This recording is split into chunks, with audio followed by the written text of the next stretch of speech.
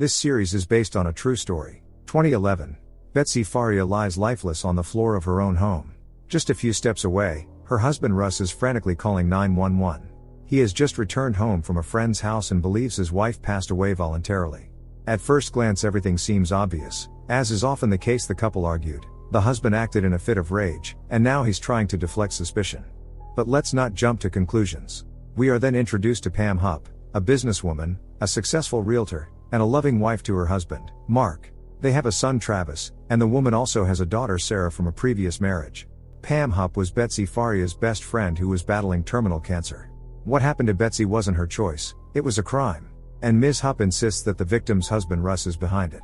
Pam was a good friend to Betsy, helping the family with work and caring for their daughters. Or was it all just an act? On December 27, 2011, Pam calls Betsy, who is undergoing chemotherapy. She is being cared for by her mother, Janet, who helps raise the girls. Pam offers to pick Betsy up today, and not accepting any objections abruptly hangs up. At 4:04 p.m., Russ enters a grocery store to pick up some food, while Pam buys a milkshake and wishes the supermarket security guard a Merry Christmas. It's just a typical daily routine. But sometimes it's in the little things that guilt, or innocence, is revealed. Surveillance footage shows Pam getting into her car in the supermarket parking lot. Troy is considered a safe town where crimes, especially serious ones, are rare. But today everything will change. Pam has dinner with her family and tells them about her plan to pick up Betsy. At 5:30 p.m., Ms. Hupp arrives at Janet's house. She's greeted at the door by Bobby, Janet's friend. But Betsy isn't ready yet, so Pam has to wait a bit. Meanwhile, Russ is hanging out at his friend's house. Betsy texts him, saying that Pam picked her up and everything is okay. But no one knows what Ms. Hupp is really thinking as she continues to play the role of a loyal friend. While Betsy leaves with Pam, the girls stay with their grandmother. From the outside everything seems normal. At the very least, when Betsy gets into Pam's car, she senses nothing wrong and has no idea she's seeing her mother for the last time. The women have an ordinary conversation. Betsy knows that her friend doesn't like Russ, although he has become much more caring lately. She also knows that she can rely on Pam if anything happens. Suddenly Betsy begins to cry, thinking about how hard it will be for her daughters after she dies. At 7:04 p.m., near the Faria home, Pam calls Mark as she promised, but he doesn't pick up. So she leaves him a voicemail. These small details, like a timestamped phone call, can serve as an alibi. The question is, how reliable is it? Later, Pam leaves Betsy a voicemail asking her to call back, as she said she would. Having planned everything in advance, Ms. Hupp also calls Janet, pretending to be worried that Betsy hasn't responded for half an hour. Janet starts to worry too. At 9:01 p.m., Russ leaves his friend's house, unaware of what's waiting for him at home. On the way, he stops for fast food and tosses the receipt onto the passenger seat, thinking nothing of it. At 9:38 p.m., Russ walks into the house and is confronted with a horrifying scene. Unable to contain his hysteria, he calls 911 and says his wife is dead. It was the worst phone call he had ever made. Paramedics and police arrive quickly. Russ is immediately escorted out of the house. He can't stop crying.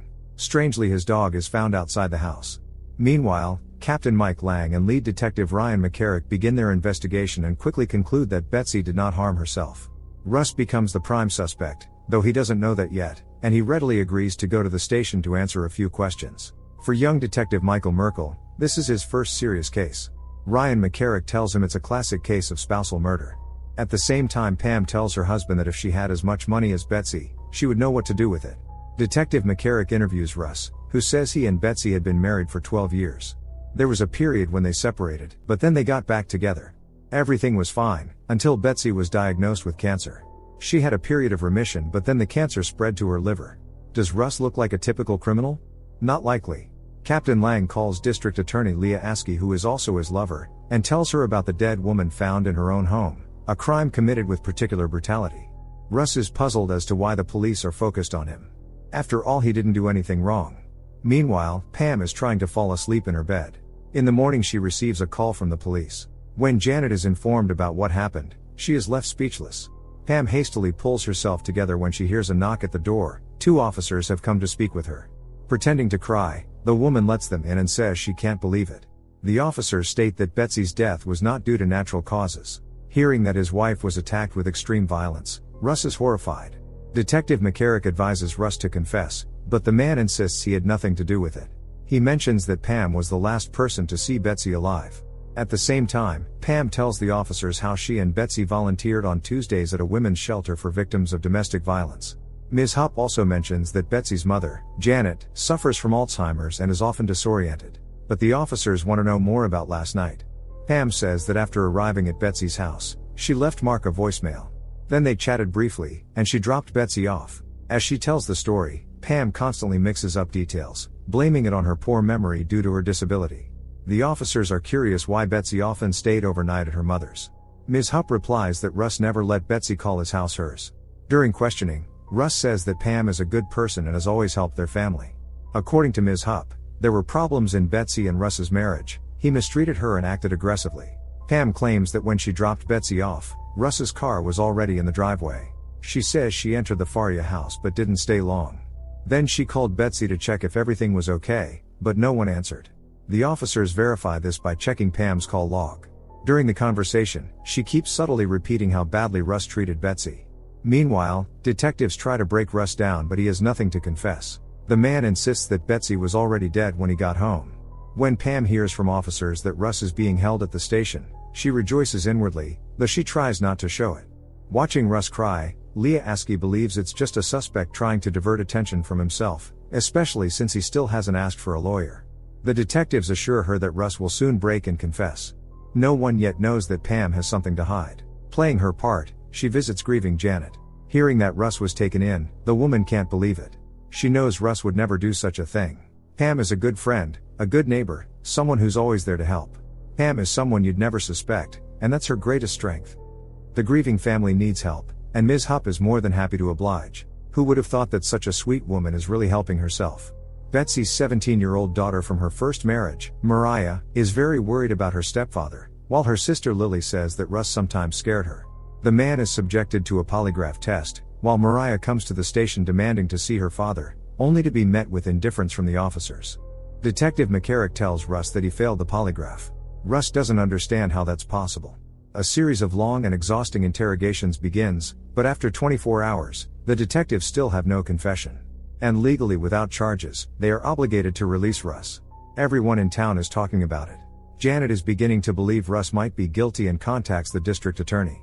Leah Askey explains that there's not enough evidence to arrest him yet, but the police are doing all they can. Janet also doesn't want Mariah to see Russ. The girl in tears says she doesn't want to lose a second parent after her mother. Russ isn't her biological father, but he's the only one she's ever known. When Janet begins crying again, Pam hugs her, and later gets a call from Mark who says a detective contacted him. The police want to talk. Back in 2007, Betsy's light shone on Pam. They were close friends. Betsy was even the DJ at Sarah's wedding. No one may have noticed it, but even back then, Pam's true nature showed in small ways. In the present, Captain Lang and Detective Merkel arrive at the Hupp's house to speak with Mark, who received voicemail from both his wife and Betsy shortly before the tragedy. Pam constantly interjects in the conversation, mentioning that the night before her death, Betsy had planned to reveal something Russ was going to do to her. Leah Askey believes this is reason enough, and soon Russ is arrested at his mother's house. The man demands a lawyer, and he gets Joel Schwartz, along with his assistant, Nate Swanson. Joel has defended guys like Russ in court many times, while for Nate, this is his first case of this kind. Joel and Nate, reminding the detectives that they had no right to interrogate Russ without legal counsel, meet with their client. Leah doesn't understand why the detectives still haven't obtained a confession, while Russ insists he is innocent. Joel says that doesn't matter. What matters is what the prosecutor can prove. There's no substantial evidence against Russ, no DNA traces, no blood on the clothes of the victim's husband. Joel asks Russ who gave Betsy a ride that evening. He replies that it was Pam Hupp. Russ will remain in custody until trial. Before leaving, Joel tells his client not to talk to the detectives without his attorneys. Leah Askey demands that the detectives immediately find evidence. She was recently elected and doesn't intend to lose this case. The main inconsistency is that after Russ left his friend's house, he stopped to buy fast food. How could he possibly have had time to take his wife's life? The forensic team turns the Faria house upside down looking for evidence, while detectives search for any leads. The Hupp family's financial situation is shaky. They've already missed several mortgage payments. But Pam knows where to find money. At least 5 people confirmed Russ's alibi. Also based on case materials, Joel and Nate conclude that most of the victims' wounds were inflicted post-mortem. Their conversation is interrupted by the arrival of Leah, who usually eats lunch at this cafe during breaks. But today she's here to personally introduce herself to the defense attorneys. They remain politely reserved. After Leah leaves, the lawyers discuss what the motive could have been. If the motive was money, then why would Russ take Betsy's life, when he could have just waited for her to die of cancer? Joel points out that Pam Hupp was the last person to see Betsy alive. Leah Askey wants to put Russ behind bars at any cost. This is her first big case. But the search of the Faria house turned up nothing. Pam receives a call from the district attorney, asking her to come in and answer a few questions. Joel and Nate demand that Leah Askey provide access to Pam's phone records and ultraviolet scans. Leah assures them they'll soon receive a disc, continuing to behave with exaggerated politeness. Lily and Mariah enter the house, which is now a mess after the police search. This is where it all happened. Mariah still doesn't believe Russ was involved. Joel and Nate get access to the call logs, but there's a lot of irrelevant information, which complicates their work. Meanwhile, Pam arrives at the district attorney's office, while the lawyers review Betsy's insurance and realize that only Ms. Hupp had a motive. Leah Askey, however, has another theory. She believes that after Betsy changed the beneficiary of her life insurance policy from Russ to Pam, he took her life in a fit of rage. If Ms. Hupp testifies against Russ in court, he won't stand a chance. Naturally, Pam agrees. Later, she tells Janet that Betsy changed the insurance beneficiary because Russ didn't know how to handle money. Pam promises Janet she'll take care of Betsy's daughters, their fund and everything else. That evening over dinner, she tells Mark and her mother, Shirley Newman, that Janet practically begged her to manage Betsy's money. Shirley suspects that her daughter is driven by selfish interests. She's always been obsessed with money. Joel and Nate find out that the judge assigned to Russ's case will be Chris Mennemeyer, who went to school with Leah Askey. Detective McCarrick interrogates Pam and asks about Betsy's insurance. Ms. Hupp explains that the insurance money is in her account and assures the detective that she will create a trust fund for Betsy's daughters soon. The lawyers come to the conclusion that Russ physically couldn't have committed the murder before the 911 call. There are many other inconsistencies as well. Feeling hopeless, Russ calls his lawyer from jail. Joel assures his client that they have something the prosecution doesn't: real evidence. Everything is under control. Meanwhile, Leah Askey is relaxing at a bar and runs into Judge Chris Mennemeyer. It really is a small town. Who is Pam Hupp? A mother? A wife? A philanthropist? And now a key witness. Tension is mounting. The trial is approaching. Joel and Nate reconstruct the timeline of the fatal events. It becomes clear that Pam lied when she said she called Betsy from her home. During the call, the woman was near the Faria house. Pam thinks she committed the perfect crime. The only thing that bothers her now is Joel Schwartz, who clearly plans to destroy her credibility in court. Leah Askey meets with Betsy's daughter, Mariah, who says that their family doesn't have any money. It's all with Pam. Leah tries to convince the girl to testify against her stepfather in court, insisting that all the evidence points to him. A TV producer from Chicago, Kathy Singer, becomes interested in the story and tries to get in touch with the district attorney, but fails. So Kathy asks her assistant to find Joel Schwartz's contact information. In a private meeting, Leah assures Pam that together they will destroy Joel Schwartz and Nate Swanson's defense. Besides, Leah went to school with the judge. Everything is under control. Joel visits Russ in his jail cell and informs him that the court will summon both Lily and Mariah to testify. Russ doesn't want to drag his daughters into this, but Joel explains that it's necessary. The prosecution will do everything to paint Russ in a bad light, but the defense has a trump card. When a journalist approaches them on the street, Joel declares that Russ Faria is an innocent man and that justice will prevail. The prosecution files a motion to prohibit any mention of the life insurance during the trial, and also seeks to exclude all evidence concerning witness Ms. Hupp. Joel objects, explaining that Pam was likely the last person to see Betsy alive, but the judge sides with Leah Askey's argument. Still, Joel's determination does not waver. He is certain Pam is involved in playing games with justice. The first hearing begins. Both sides deliver opening statements. When Leah Askey mentions that Russ's motive was his wife's life insurance, Joel objects and moves to dismiss the trial. After all, the prosecutor herself requested a ban on mentioning the insurance. But Judge Mennemeyer denies the defense's motion, stating it is unnecessary. The prosecution calls its first witness, Russ's stepdaughter, Mariah Day. Under the influence of Pam and the prosecutor, the girl claims that Russ could often be hot-tempered and that there were arguments between her parents. Hearing this, Russ can't hold back tears. Joel urges him to stay composed. As Mariah leaves the courtroom, she begins to cry. Pam is already waiting for her in the hallway. Mariah feels like she betrayed her father. Ms. Hupp hugs the girl, reassuring her that she did the right thing. God is her witness. Detective McCarrick is outraged that Joel Schwartz didn't call him as a witness. Pam starts praising the detective's professionalism, but when he mentions that the police can trace any phone call, it makes her nervous. Next, Detective Merkel takes the stand. He speculates that Russ thoroughly cleaned the house after committing the crime, but there is no evidence. All of the prosecution's witnesses, and Judge Menemayer herself, clearly speculate on the case materials while ignoring any arguments from the defense. During the lunch break, Mike Warren, who works for the prosecutor's office, approaches them and wishes them luck. Like everyone else, he's already heard of Joel and Nate's courtroom fiasco. Pam has woven a web of lies around herself, and everyone is caught in it, except Joel and Nate, and they are determined to prove her guilt. Pam Hupp testifies. She claims she was the first to suspect Betsy had cancer and sent her to the doctor.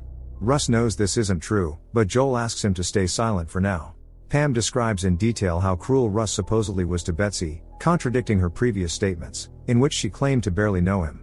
Joel points this out, despite Leah Askey's attempts to object. Ms. Hupp blames her inconsistencies on memory problems. Joel firmly states that Pam had a motive: Betsy's life insurance. Leah Askey tries to object, but Joel reminds the court that the prosecution had also brought up the insurance before. After a moment of reflection, Judge Menemayer asks the jury to leave the courtroom for a few minutes so that the defense and prosecution can discuss certain matters. Joel asks the judge to consider why Pam never gave Betsy's daughters access to their money. In the paperwork, Ms. Hupp stated that the girls lead immoral lives and would waste the money. Of course, the girls hear all of this in court. Pam denies everything, but her words become increasingly tangled. When she steps out into the hallway to collect her thoughts, Mariah and Lily approach her and demand their money. But Pam claims that it was Betsy's will. Detective McCarrick promises Ms. Hupp that he'll take care of everything, otherwise the jury might start doubting everything. When Pam finds out that a Chicago producer is interested in her and wants to make a show, she isn't surprised. On the contrary, it feeds her ego. All of Russ's friends testify in court, describing him as a good guy who loves board games. They all confirm Russ's alibi: he physically couldn't have committed the crime. Moreover, cell tower data confirms that at the time of the murder, Russ was 10 miles away from the house. How could he have been in two places at once? Leah Askey is furious and openly mocks Russ's friends, calling them immature. Joel and Nate know that Leah Askey feels her grip slipping, and she's not used to losing. It's time for the defense and prosecution to deliver their closing arguments. Ignoring all inconsistencies, Leah Askey insists on Russ's guilt. Moreover, she accuses his friends of being accomplices, claiming they helped him create a false alibi. Joel cannot understand how anyone can overlook the obvious: cell tower data, receipts, the lack of Russ's DNA at the crime scene. The final word belongs to the jury, and they find Russ guilty. Upon hearing the verdict, Russ is on the verge of passing out. He is sentenced to life in prison without the possibility of parole. Kathy Singer approaches Joel and Nate and tells them about her plans to produce a show based on the case. Joel in turn declares that he won't rest until Russ is freed. Pam's first stop is a plastic surgeon. She plans to spend part of the money on a facelift. She also calls the bank to transfer funds from Betsy's daughter's trust into her personal account. Pam has always had a difficult relationship with her mother, Shirley, who has a nasty temper. She believes that all her daughter cares about is the will. When did money become Pam's obsession? In 1977, she was poor but popular. She was a cheerleader. The girl dreamed of marrying well and suffered under her domineering mother. Shirley constantly called her stupid and during every argument, threatened to cut her out of the will. Pam soon married a guy named Randy, and they had a daughter named Sarah. Shirley constantly said Pam was the shame of the family and a bad mother for getting pregnant before marriage. To escape the stress, the girl went to a bar where she met up with Mark, her lover. She was already planning to take Sarah and run away with him to Florida. In 1989 in Naples, Florida, Pam is married to Mark and they have a son, Travis. For her, the most important thing is being far away from her own mother. In the present, their relationship is still just as tense. Shirley believes her daughter only ever thinks about money, and always has. 2 years have passed since Russ was imprisoned.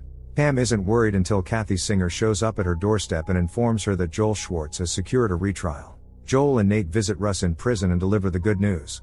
On top of that, Mariah and Lily have filed a civil lawsuit against Pam for misappropriating Betsy's insurance money. Russ thanks the attorneys, though he has already lost hope. Joel promises that this time will be different. There will be a new judge, and the defense will have the chance to present all the evidence against Pam.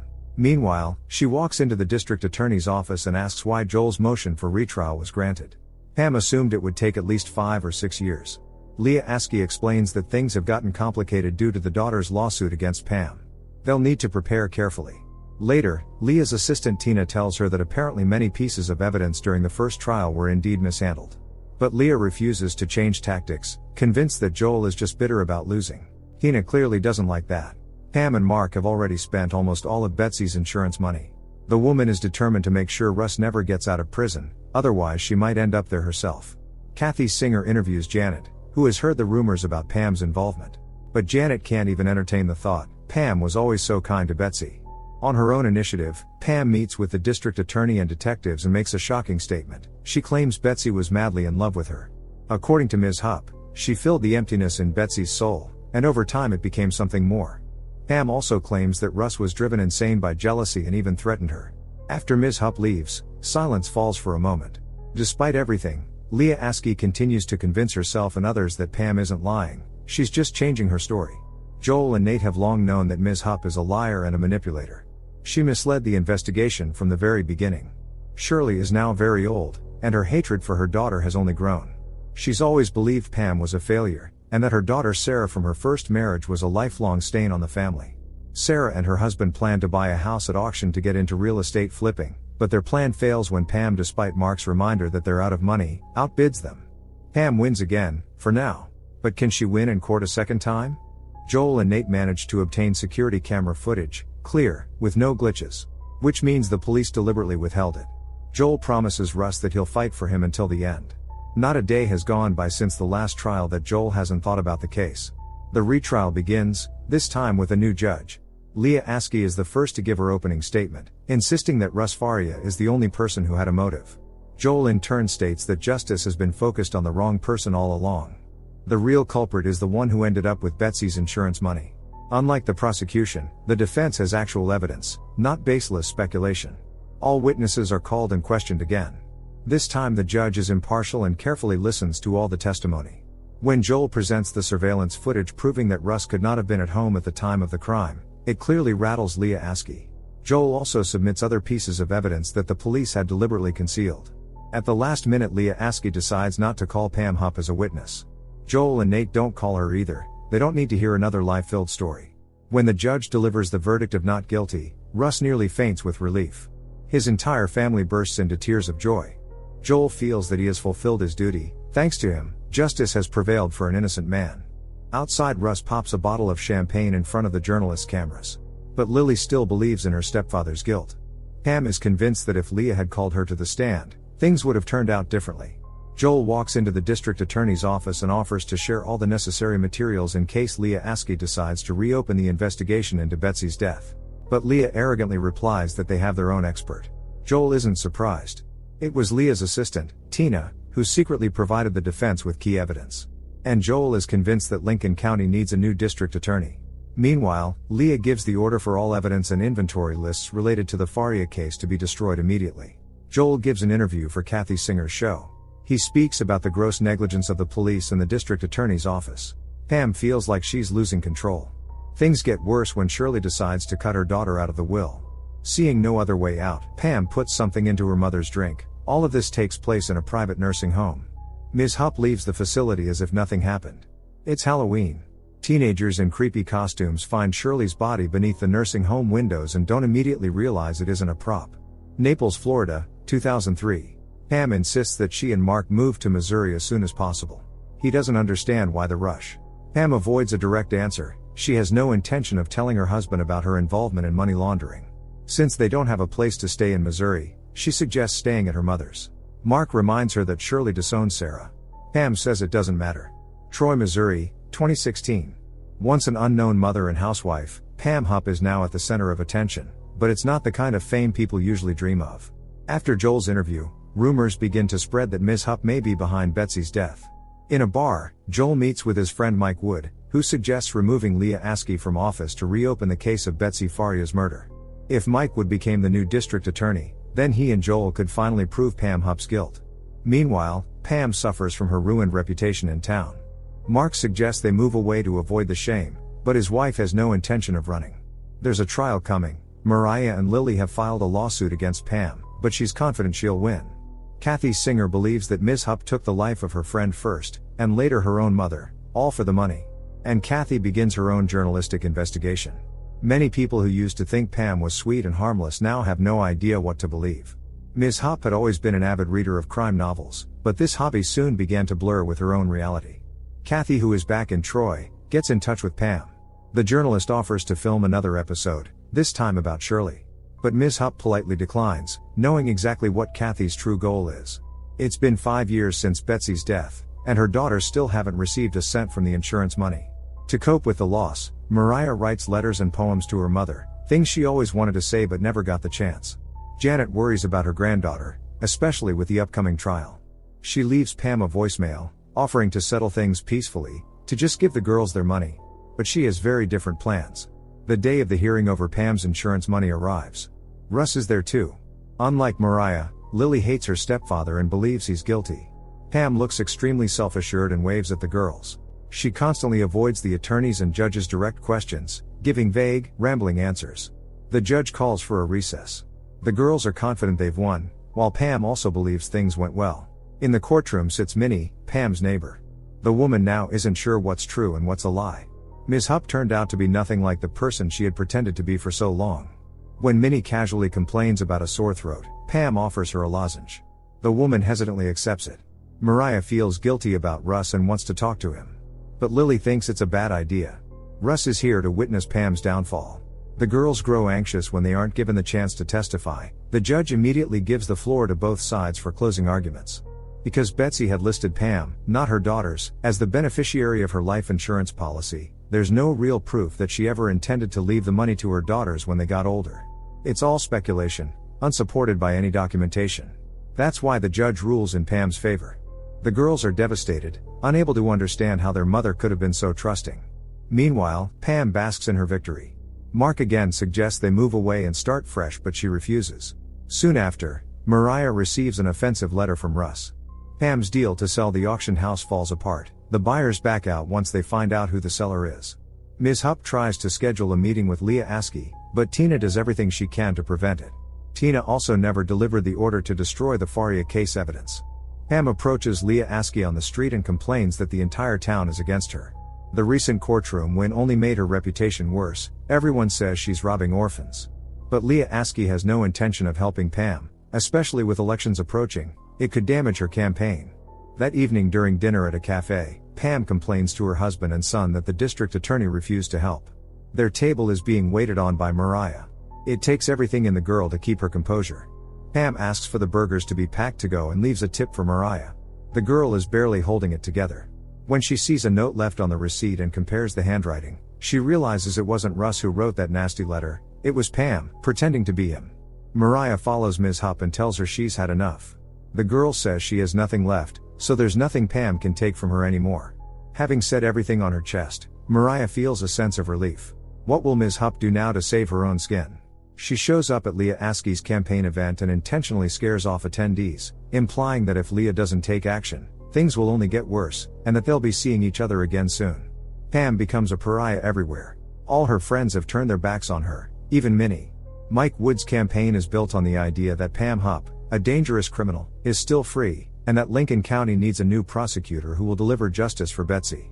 Pam calls Leah Askey and asks if she saw Mike Wood's political ad on TV. Leah insists that if Mike Wood wins, they'll both lose because he'll reopen Betsy's case immediately. Pam claims she has nothing to hide and hangs up. Mariah decides to move to California where she'll have a chance to start over. Here, everything reminds her of her mother, and of Pam's victory. Janet hugs Mariah. Lily gives her a farewell gift, a journal, a symbol of a new life. Lily is staying behind to take care of their grandmother. Ms. Hupp enters Minnie's home without permission.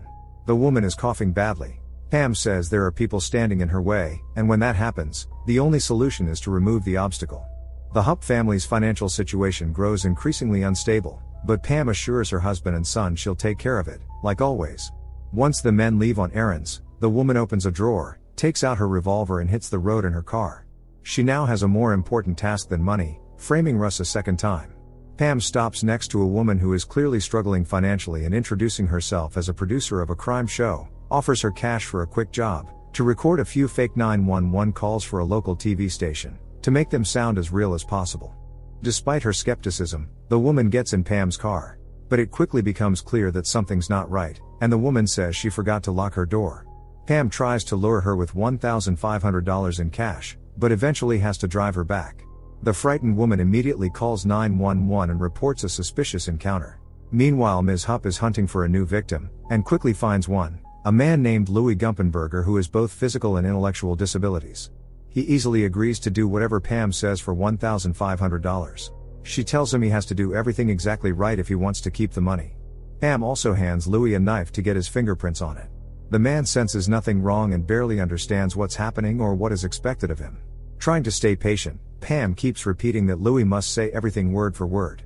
Then Ms. Hupp calls 911 and says someone has broken into her home. The intruder is threatening to do to her what he did to Russ's wife, according to the script. Suddenly Pam shoots Louis, staging it to look like self-defense. Detective Sergeant Brian Hilke, who responds to the call, is immediately suspicious. What truth and what lies will he uncover inside the Hupp's home? Louis's body is lying on the floor.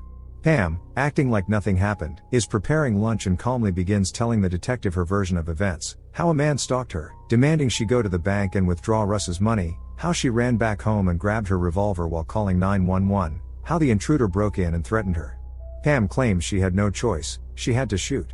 Detective Hilke insists Pam come to the station to answer a few more questions.